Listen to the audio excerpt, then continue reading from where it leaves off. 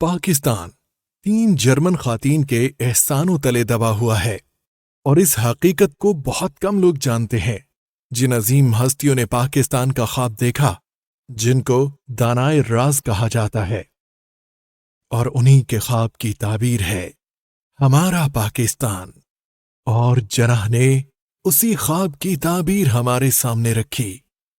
یہی وجہ ہے کہ قیام پاکستان کے موقع پر قائد اعظم محمد علی جناح دنیا کے اس عظیم فلسفی دانشور اور مدبر علامہ محمد اقبال کو یاد کر رہے تھے۔ اقبال کی زندگی پر ان کی جرمن استاد ایما ویگے ناسٹ کا بہت گہرا اثر تھا۔ اقبال کے خطوط سے ظاہر ہوتا ہے کہ کیمبرج سے ہائیڈلبرگ جانے سے پہلے کے اقبال اور بعد کے اقبال میں بہت فرق آ چکا تھا۔ شوخ و شرارتی اقبال جرمنی سے واپسی کے بعد ایک سنجیدہ اقبال بن چکے تھے۔ ان کے نظریات میں بہت تبدیلی آ چکی تھی۔ اپنی وفات سے چند سال پہلے 20 اکتوبر 1931 کو لندن سے اقبال نے ایما کے نام اپنے خط میں لکھا کہ میں اس وقت کو کبھی نہیں بھول سکتا جب ہم دونوں ایک ساتھ دریائے نیکر کے کنارے گھوما کرتے تھے اور آپ نے مجھے گوئٹے کا فاؤسٹ پڑھایا تھا۔ ان جرمن خاتون نے بھی کبھی شادی نہیں کی۔ اقبال کو جرمنی سے اتنا لگاؤ تھا کہ انہوں نے اپنی صاحبزادی کی گورننس بھی ایک جرمن خاتون کو رکھا۔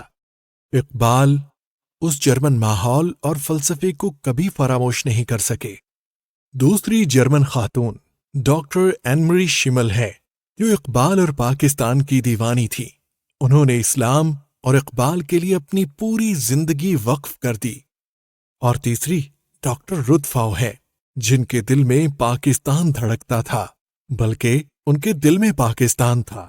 اپنی پوری زندگی ایک ایسی قوم کے لیے وقف کر دی جو جرمن نہ تھی۔ پاکستان سے جذام ایسی موذی بیماری کا خاتمہ کر دیا جن کو پاکستان کی مدر ٹریسا کہا جاتا تھا۔ اپنی جوانی کا بہترین دور جذام کے ان مریضوں کی تیمارداری میں گزار دیا جن کے اپنے بھی دھتکار چکے تھے۔ اگر ہم کہیں کہ وہ فرشتہ تھیں تو یہ بھی غلط ہوگا، کیونکہ فرشتوں کی تو اپنی کوئی مرضی ہی نہیں ہوتی۔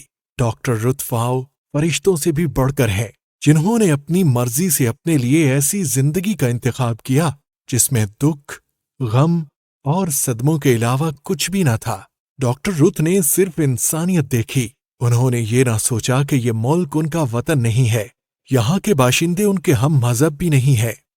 اس حقیقت کو انہوں نے ثابت کر دیا کہ انسانیت کسی مذہب کو نہیں دیکھا کرتی اور دنیا کا کوئی مذہب بھی کسی جبر کا قائل نہیں۔ افسوس، ہم سلامتی کے مذہب کے پیروکار ہو کر دنیا میں دہشت گرد کہلا رہے ہیں، مذہب کے نام پر ایک دوسرے کو مار رہے ہیں۔ ہمارے ہاتھوں بچے، بزرگ، نہتے بے گناہ اور معصوم تک محفوظ نہیں۔ ایسی دنیا میں یہ رود فاؤ کون تھیں؟ کہاں سے آ گئیں؟ کمال کے لوگ ہوتے ہیں، شاید خدا انہی لوگوں کے قریب کہیں ملتا ہے۔ ایسی مطلبی دنیا میں کبھی کبھی خدا ایسے لوگوں کو بھیج دیتا ہے اور محبت کی طاقت ہمارے سامنے رکھ دیتا ہے کہ انسانوں سے محبت کرو، بے گناہوں کو میرے نام پر مت مارو۔ بہت خوشی ہوئی کہ جب دیکھا ان کی تدفین کے موقع پر صدر پاکستان ممنون حسین اور chief of army staff general Qamar Javed Bajwa سمیت اعلیٰ فوجی قیادت ان عظیم خاتون کو دنیا سے رخصت کر رہے تھے جس نے اس ملک کو صرف دیا اور لیا کچھ بھی نہیں۔ بعض لوگ اپنی ذات میں ایک کائنات ہوتے ہیں۔ بلا شبہ ڈاکٹر رود فاؤ ایک ایسی کائنات تھیں جس کا محور و مرکز صرف پاکستان تھا۔ اقبال کے ہی الفاظ میں یہ دعا بے اختیار دل سے نکل رہی ہے۔ آسماں تیری لحد پہ شبنم افشانی کرے، سبزہ نو رستہ اس گھر کی نگہبانی کرے۔